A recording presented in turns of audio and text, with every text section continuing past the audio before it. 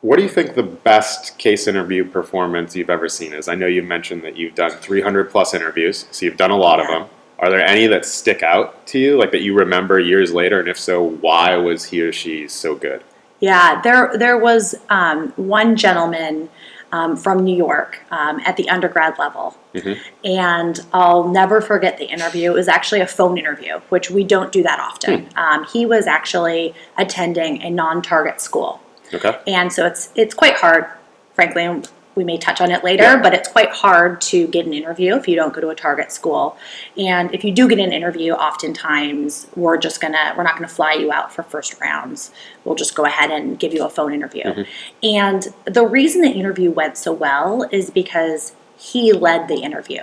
And we got done very quickly. He made assumptions when you should make assumptions, didn't go down certain specific rat holes, took some guidance and cues, but really he led the interview to know, okay, ask what other data do you have? Well, given this, I would do this break-even calculation. So he was very much pushing the interview along and not afraid to round numbers, to do math. I think that's one thing that, as someone who sat through days and days of listening to candidates, it's painful watching people do long math.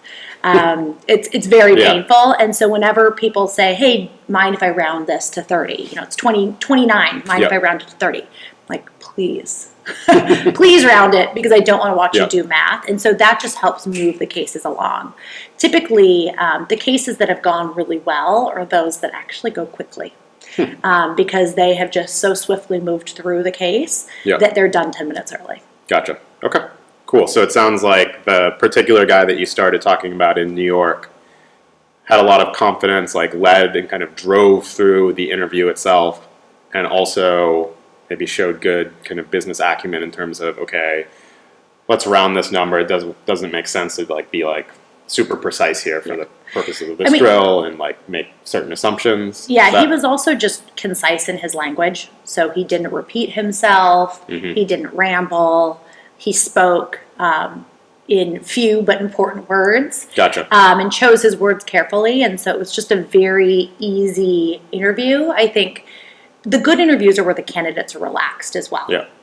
It's nerve-wracking, and at times it can even be nerve-wracking for the interviewer.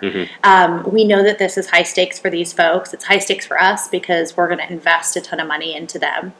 And so whenever they can put you at ease and just show that they're relaxed, those are oftentimes the best interviews as well. And that makes sense, because ultimately you want them, if they come to work for you, to put the client at ease, not make the client nervous in that type of situation, right? Exactly. Cool.